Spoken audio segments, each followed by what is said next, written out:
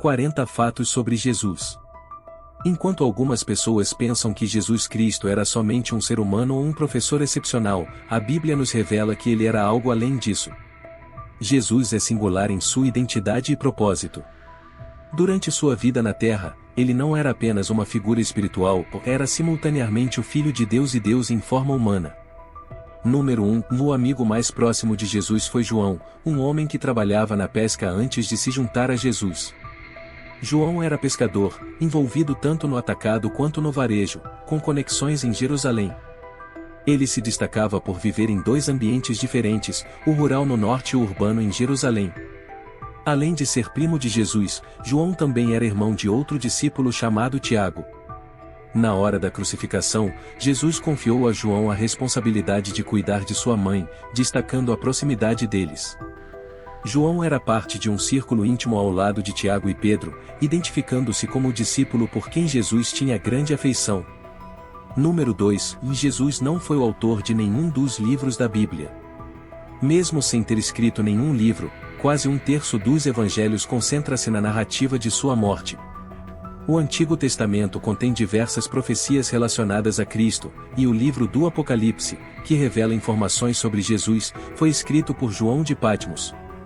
Número 3. Alguns de seus familiares faziam parte do grupo dos 12 discípulos. No mínimo 5, talvez até 7, dos 12 eram parentes de Jesus. Curiosamente, seus próprios irmãos inicialmente duvidaram, mas após a ressurreição, Tiago e Judas se tornaram crentes, e inclusive, escreveram 2 dos livros do Novo Testamento. Número 4. Jesus é nomeado por um anjo. Quando o anjo apareceu a Maria, ele saudou: Olá, tu és agraciada. O Senhor está contigo. Maria ficou surpresa e pensou no significado da saudação. O anjo tranquilizou-a, dizendo: Não tenhas medo, Maria, pois alcançaste favor diante de Deus. Serás mãe e terás um filho, a quem chamarás Jesus. Livro de Lucas, capítulo 1. Número 5. Não temos certeza sobre o número de magos que visitaram Jesus. Na representação tradicional do Natal, vemos frequentemente 3 magos, talvez devido aos 3 presentes que trouxeram ouro, incenso e mirra. Entretanto, as Escrituras não especificam o número exato de magos que viajaram do Oriente para honrar o recém-nascido rei. Número 6. Jesus tinha vários irmãos por parte de mãe. Nos Evangelhos, é mencionado que Jesus tinha irmãos, conforme registrado em Mateus capítulo 12 versículo 46 na Bíblia Amplificada. Matthew menciona os nomes de seus irmãos e faz referência às suas irmãs. Número 7. Belém quer dizer casa do pão. Essa é a cidade onde, de acordo com a Bíblia, Jesus nasceu. Em hebraico, os significados das palavras Betlehem, que traduzem para casa e pão, não passam despercebidos. O profeta Miqueias previu que o Messias nasceria em Belém, e Jesus frequentemente se chamava de o pão da vida. Número 8. Lucas nos oferece a única visão de Jesus durante sua adolescência. Após participarem da caravana da Páscoa em Jerusalém, José e Maria se deram conta de que haviam perdido Jesus. Num misto de preocupação, voltaram apressados para a cidade antiga. Por 3 dias, procuraram por ele sem sucesso. Quando finalmente o encontraram, ele não demonstrava o susto ou a agitação que se esperaria de um jovem em tal situação. Em vez disso, estava no templo, engajado com os mestres, ouvindo atentamente e fazendo perguntas que surpreendiam a todos pela sua sabedoria. Número 9. Jesus cresceu exercendo a profissão de carpinteiro. Seu pai, José, era reconhecido como carpinteiro, e é plausível que Jesus tenha aprendido esse ofício, já que a população em sua cidade natal o identifica como tal.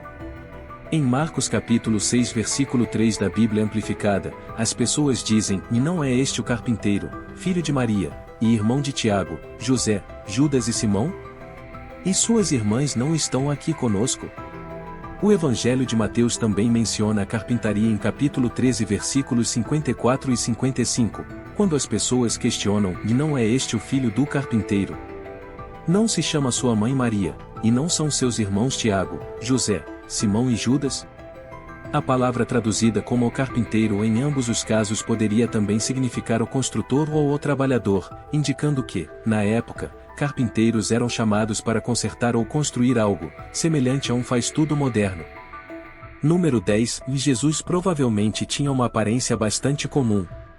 Embora não tenhamos muitas informações sobre como Jesus era fisicamente, Isaías já profetizava sobre isso em Isaías capítulo 53 versículo 2, ele cresceu diante dele como um broto tenro, como uma raiz brotando de uma terra árida. Não havia nele beleza ou grandiosidade que o fizesse destacar-se, nada que despertasse o nosso interesse. Quando Judas traiu Jesus, foi necessário que ele o beijasse para que as autoridades o identificassem, Mateus capítulo 26 versículo 48. Após sua ressurreição, Maria Madalena o confundiu com o jardineiro, de João 20. Se fosse crucial saber como ele era fisicamente, os apóstolos Pedro, João, e seus próprios irmãos Tiago e Judas, que passaram 3 anos com ele, teriam oferecido uma descrição detalhada.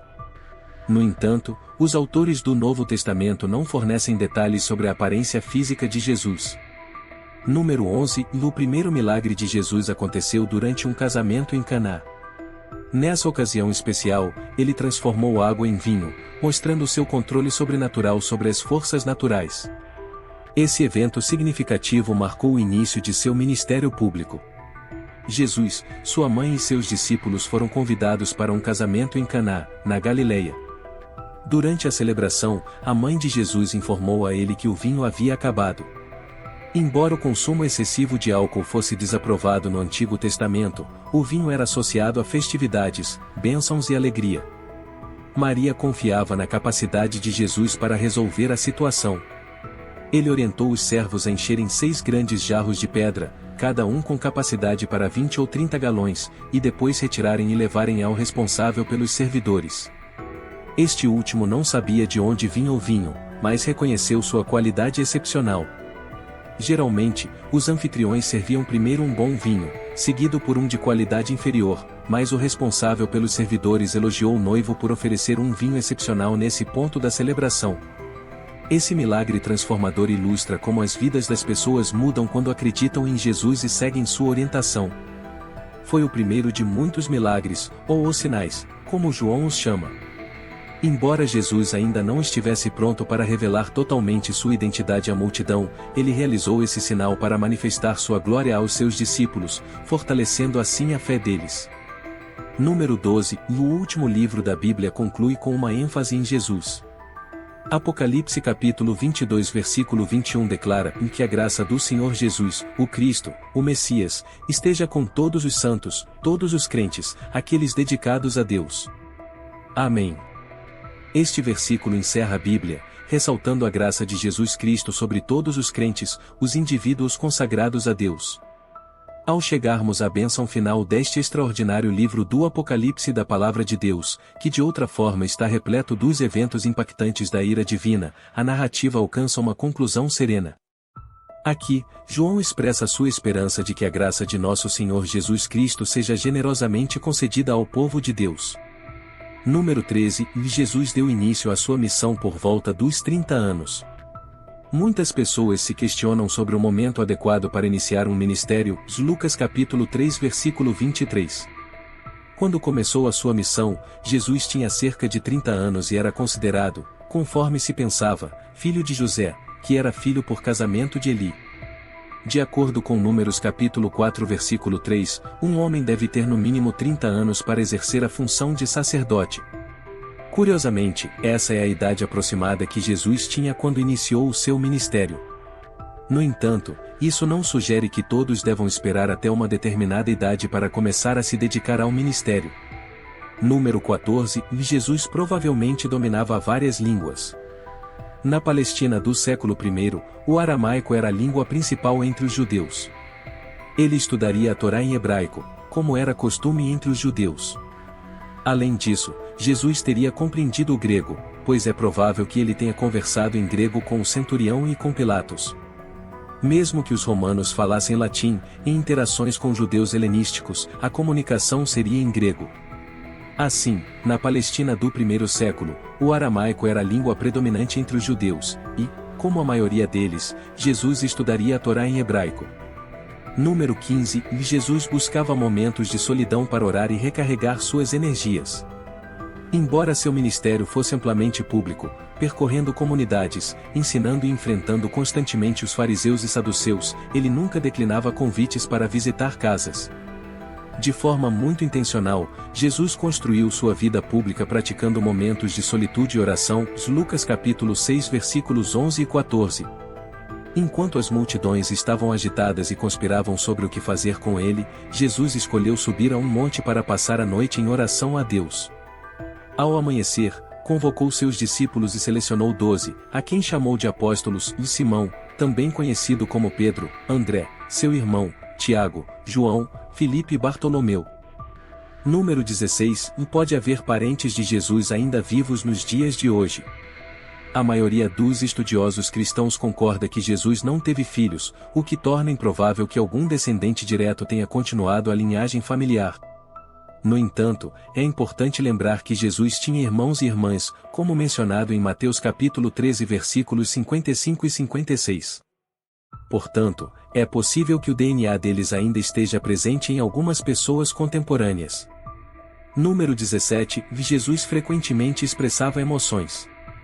Algumas representações contemporâneas de Jesus o retratam como alguém impassível e celestial. No entanto, os escritores dos evangelhos pintam um Salvador que vivia intensamente suas emoções. Ao longo dos evangelhos, testemunhamos Jesus demonstrando sentimentos. Por exemplo, em Mateus capítulo 21 versículo 12, vemos Jesus expressar emoção ao virar mesas. Por que ele agiria assim?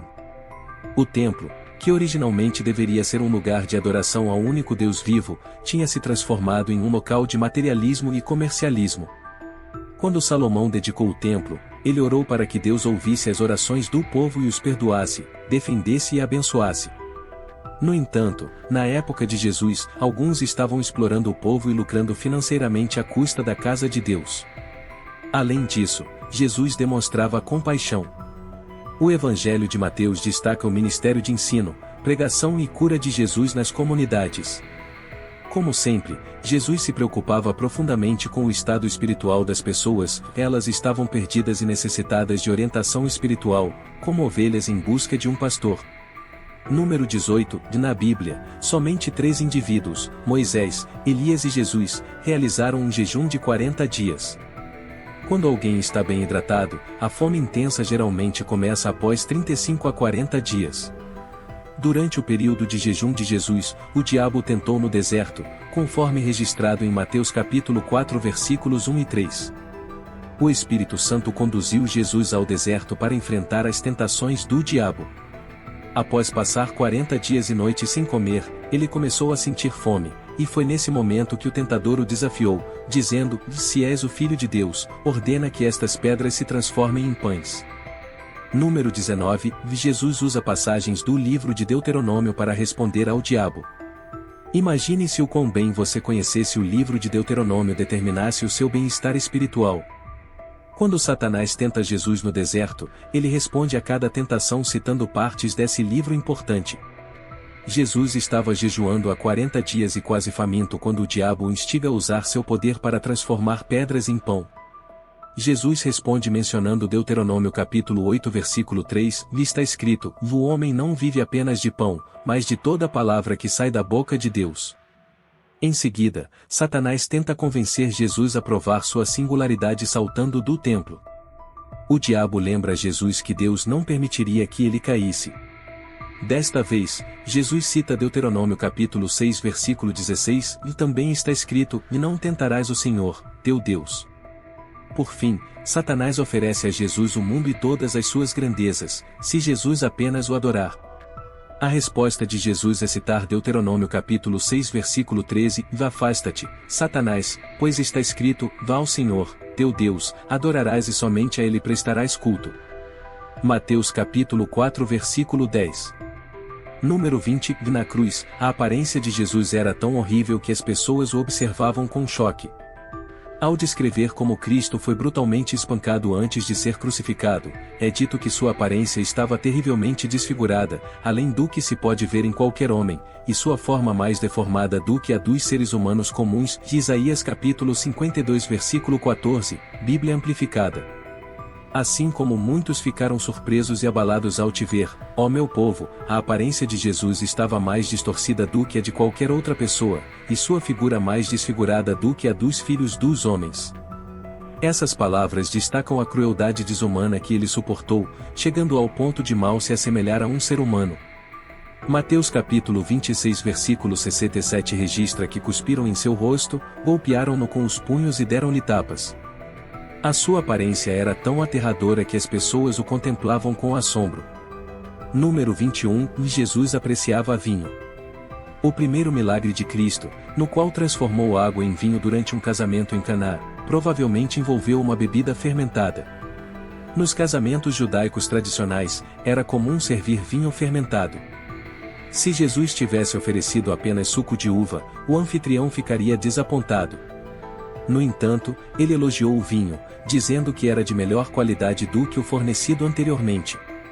A palavra grega para o embriagado em João capítulo 2 versículo 10 é homefuel, significando ficar embriagado ou intoxicado. Esse mesmo termo é usado em Atos capítulo 2 versículo 15, quando Pedro defende os apóstolos contra acusações de embriaguez. Segundo o testemunho do anfitrião, o vinho feito por Cristo tinha a capacidade de intoxicar quem o bebia.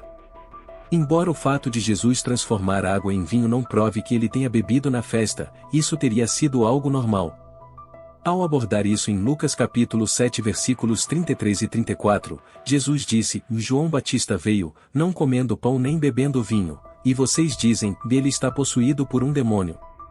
O Filho do Homem veio, comendo e bebendo, e vocês dizem, ele é um glutão e um beberrão, amigo de cobradores de impostos e pecadores, inclusive entre os judeus que não seguem rigorosamente as práticas religiosas. Número 22, Jesus trouxe 3 pessoas de volta à vida, um milagre tão incrível que é difícil imaginar algo mais impactante. Esses eventos miraculosos são registrados nos evangelhos. Filho da viúva de Naim. A primeira ressurreição realizada por Jesus aconteceu em Naim, na Galileia. Ao se deparar com um funeral, Jesus viu a angústia de uma mãe viúva que perdeu seu único filho. Com compaixão, Jesus pediu à mulher que parasse de chorar e, em seguida, ordenou ao jovem falecido que se levantasse. O rapaz instantaneamente retornou à vida, sentou-se no caixão e começou a falar. Este foi o primeiro relato de ressurreição registrado no Evangelho de Lucas, deixando as testemunhas aterrorizadas e maravilhadas, adorando a Deus. Esse milagre prenunciou ressurreições ainda mais grandiosas. Filha de Jairo. Jairo, líder da sinagoga, buscava a ajuda de Jesus para sua filha doente. Enquanto estavam a caminho, chegou a notícia devastadora de que a menina havia falecido. Mesmo diante dessa tristeza, Jesus encorajou Jairo a manter a fé, prometendo que sua filha seria salva. Ao chegarem, Jesus disse que a menina estava apenas dormindo, o que gerou zombarias. Ignorando as dúvidas, Jesus a trouxe de volta à vida, instando os pais a guardar o segredo da incrível ressurreição até o momento certo para revelar sua messianidade. Lázaro. Ao saber da doença de Lázaro, Jesus decidiu esperar antes de ir a Betânia, onde ele vivia. Quando finalmente chegou, Lázaro já estava morto há 4 dias. Jesus proclamou ser a ressurreição e a vida e, diante do túmulo, ordenou que Lázaro saísse. Surpreendentemente, Lázaro se levantou da sepultura, mostrando o poder divino de Jesus sobre a morte. Número 23, do período em que Jesus esteve ativo em seu ministério durou aproximadamente 3 anos e meio. Conforme registrado no Evangelho de João, Jesus participou de pelo menos 3 festas da Páscoa durante sua estada na terra, como mencionado em João capítulo 2 versículo 13, João capítulo 6 versículo 4 e durante a crucificação. Esses eventos indicam que sua missão se estendeu por pelo menos 2 anos. Embora possa haver outras celebrações da Páscoa não mencionadas nas Escrituras antes do primeiro registro, sabemos que muitas atividades significativas teriam ocorrido até então. Levando em consideração todas as suas ações, o tempo total dedicado ao ministério seria de vários meses, sem contar os 40 dias entre a ressurreição de Cristo e sua ascensão ao céu. Em resumo, os especialistas acreditam que a missão de Jesus durou cerca de 3 anos e meio, um período extraordinariamente curto para causar uma transformação tão impactante no mundo. No número 24, Deus se comunicou com Jesus de maneira audível em 3 ocasiões distintas. O Novo Testamento relata 3 momentos em que Deus falou diretamente com Jesus em voz alta. Primeiramente, durante o batismo de Jesus, conforme registrado em Mateus capítulo 3, versículos 16 e 17 na Bíblia Amplificada. Após emergir da água, os céus se abriram, o Espírito de Deus desceu como uma pomba e uma voz celestial proclamou: "Este é meu Filho amado, em quem me comprazo." Em segundo lugar, Deus falou com Jesus durante a transfiguração. Enquanto uma nuvem luminosa os envolvia, uma voz emanou dizendo: "Este é meu Filho, a quem amo, por nele me comprazo." Ouçam-no. Os discípulos, ao ouvirem isso, prostraram-se aterrorizados, conforme descrito em Mateus capítulo 17 versículos 5 e 6. Terceiramente, Deus falou com Jesus antes da crucificação, como registrado em João capítulo 12 versículos 27 e 28 na Bíblia Amplificada. Jesus expressou sua angústia diante do sacrifício iminente, pedindo ao Pai que o livrasse da provação, mas submetendo-se à vontade divina. Em resposta, uma voz celestial ressoou, afirmando ter glorificado o nome de Deus e que o faria novamente. A alma de Jesus estava angustiada, pois ele compreendia o que enfrentaria, incluindo a separação do Pai ao morrer pelos pecados do mundo. Apesar da aflição, Jesus permaneceu fiel à sua missão, orando: "Pai, glorifica o teu nome." A voz do céu confirmou que o nome de Deus já havia sido glorificado e seria novamente. Embora alguns presentes interpretassem a voz como trovões, Jesus esclareceu que era uma confirmação divina para fortalecer a fé daqueles ao seu redor. O Pai estava ratificando o Filho, proporcionando-lhes um sinal para crerem. No número 25, apenas um milagre é mencionado nos 4 evangelhos, embora mais de 40 milagres sejam registrados globalmente. Entre esses eventos extraordinários, destaca-se a alimentação dos 5.000, único a aparecer em todas as contas dos evangelhos. A situação era desafiadora, à medida que a noite se aproximava, os 12 discípulos ficavam preocupados com a grande multidão faminta e sem esperança. Eles pediram a Jesus que mandasse as pessoas embora, mas ele não os enviou às aldeias próximas para buscar comida. Diante da escassez aparente de 5 pães e 2 peixes diante de cerca de 5.000 homens, Jesus instruiu os discípulos a organizarem a multidão em grupos de cerca de 50. Após todos se assentarem, Jesus, olhando para o céu, deu graças, abençoou e partiu os 5 pães e 2 peixes, distribuindo aos discípulos para servirem à multidão. Todos comeram até se saciarem, e ainda sobraram pedaços, que foram recolhidos em 12 cestos. Essa maravilhosa multiplicação dos alimentos é relatada em Lucas capítulo 9 versículos 14 e 17. No número 26, Jesus enfrentou uma intensa pressão antes da crucificação. Quando Jesus estava no jardim orando antes de ser crucificado, ele estava passando por um estresse extremo. A narrativa de sua crucificação nos proporciona uma visão da agonia que ele estava vivenciando. Lucas capítulo 22 versículo 44, na Bíblia Amplificada, relata: estando em agonia, orava com mais intensidade. E o seu suor tornou-se como grandes gotas de sangue, caindo sobre a terra. Clinicamente, esse fenômeno é conhecido como hematidrose. É notável que apenas Lucas, que era médico, considere digno de nota esse evento peculiar. No número 27, Maria estava presente tanto no nascimento quanto na morte de Cristo. Durante a crucificação de seu filho, Maria testemunhou o acontecimento doloroso. Mesmo em meio ao seu próprio sofrimento, Jesus expressou preocupação com o bem-estar de sua mãe, dando a João a responsabilidade de cuidar dela.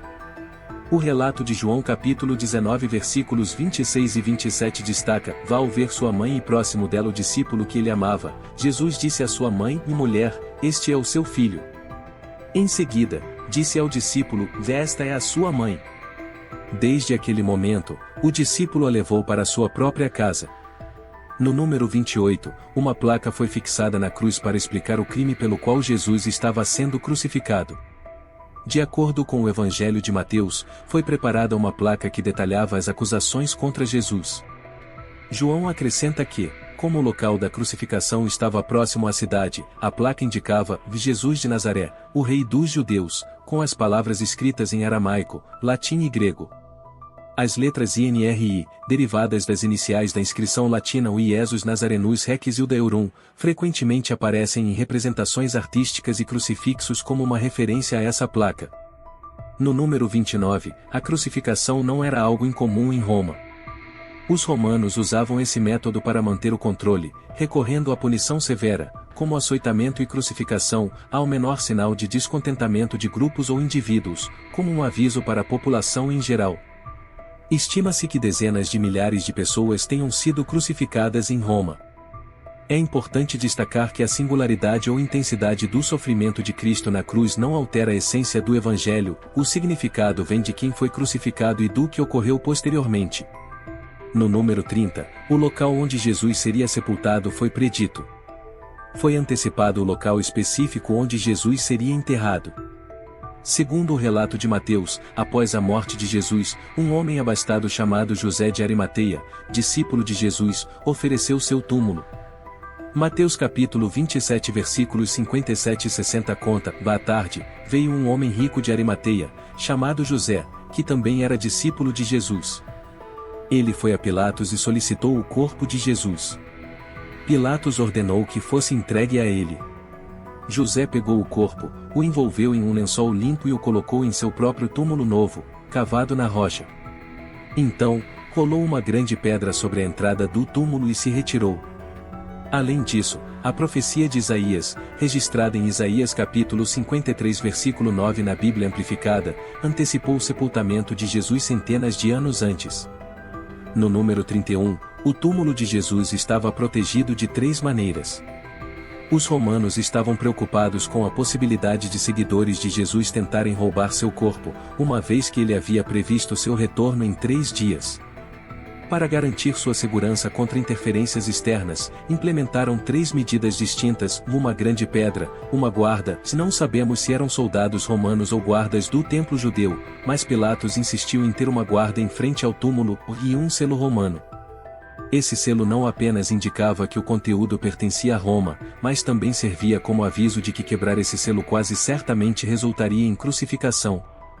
Dessa forma, tornava-se praticamente impossível alguém acessar o túmulo. Número 32, a ressurreição de Jesus foi corpórea. Alguns pensam que Jesus ressuscitou em um corpo espiritual, mas, na verdade, seu corpo físico foi ressuscitado dos mortos. Ele esclareceu isso aos discípulos em Lucas capítulo 24 versículos 38 e 39, na Bíblia Amplificada: por que vocês estão perturbados e por que dúvidas surgem em seus corações? Vejam as minhas mãos e os meus pés. Sou eu mesmo. Toquem-me e vejam, um espírito não tem carne nem ossos, como vocês estão percebendo que eu tenho. Para enfatizar esse ponto, Jesus comeu diante deles, perguntando: vocês têm algo para comer? Eles ofereceram peixe grelhado, e ele o comeu na presença deles, de Lucas capítulo 24 versículos 42 e 43. Número 33, uma profecia foi proferida a Jesus durante sua apresentação no templo, quando ainda era criança. Maria e José foram recebidos por um homem idoso chamado Simeão. O Espírito Santo lhe assegurou que ele testemunharia o Messias antes de sua morte. Ao segurar o bebê nos braços, Simeão expressou sua gratidão a Deus por permitir que ele visse a salvação providenciada por Deus. Ele profetizou a Maria: este menino está destinado a ser motivo de queda e elevação para muitos em Israel, e será um sinal que provocará contradições. Assim, serão revelados os pensamentos de muitos corações. E uma espada traspassará a sua alma, ou Lucas capítulo 2 versículos 34 e 35. A última parte de sua profecia se concretizou quando Maria testemunhou a crucificação de seu filho. Número 34, o Jesus ressuscitado se revela a seus discípulos e seguidores em 12 ocasiões distintas. O Novo Testamento documenta as aparições de Jesus após sua ressurreição para um total de 12 indivíduos ou grupos diferentes. Essas aparições incluem encontros com Maria Madalena, as mulheres junto ao túmulo, Pedro, viajantes na estrada, discípulos excluindo Tomé, discípulos incluindo Tomé, discípulos durante a pesca, discípulos em uma montanha, uma multidão de 500 pessoas, aqueles presentes em sua ascensão, entre outros. Número 35, Jesus nos instrui a sermos seus representantes. As últimas palavras registradas no Evangelho de Mateus são conhecidas como a Grande Comissão, na qual Jesus confia à igreja a tarefa de espalhar o Evangelho. Em Mateus capítulo 28 versículos 18 e 20, na Bíblia Amplificada, Jesus declara: "E toda a autoridade me foi dada no céu e na terra. Portanto, vão e façam discípulos de todas as nações, batizando-os em nome do Pai, do Filho e do Espírito Santo, ensinando-os a obedecer a tudo o que eu lhes ordenei. E eu estarei sempre com vocês, até o fim dos tempos." Antes de ascender ao céu, Jesus comunica algo semelhante a seus discípulos em Atos 1h08, mas receberão poder quando o Espírito Santo descer sobre vocês, e serão meus representantes em Jerusalém, em toda a Judéia e Samaria, e até os confins da terra. Número 37, João Batista era primo de Jesus em segundo grau. Maria e Isabel, sendo primas, tornaram Jesus e João primos. O anjo Gabriel também anunciou o nascimento de João ao seu pai, um sacerdote chamado Zacarias, casado com Isabel. Dado que ambos eram idosos, o nascimento de João é considerado um milagre divino. Número 38, os números 14 e 40 surgem repetidamente na vida de Jesus. Ele jejuou no deserto por 40 dias, ministrou por cerca de 40 meses, e entre a ascensão e a ressurreição de Jesus passaram-se 40 dias. Número 39, antecipou-se que o Messias nasceria em Belém. Miqueias, um dos 12 profetas menores, previu que o Messias nasceria numa pequena vila próxima a Jerusalém. O livro de Miqueias declara: "Vi tu, Belém Efrata, embora sejas pequena entre os clãs de Judá, de ti para mim sairá aquele que será o governante sobre Israel." Mais tarde, o livro de Mateus lembrou e confirmou essa profecia. Jesus, de fato, nasceu em Belém, como predito. Número 40, e sua concepção foi a realização da profecia de Isaías. Embora o Antigo Testamento tenha indicado a vinda do Messias, foi o livro de Isaías que forneceu detalhes específicos. Em Isaías capítulo 7 versículo 14, o profeta declarou: "O Senhor mesmo vos dará um sinal, eis que a Virgem conceberá e dará à luz um filho, e lhe chamará Emanuel." O Novo Testamento, no livro de Mateus, confirmou que a profecia foi cumprida por meio do nascimento de Jesus.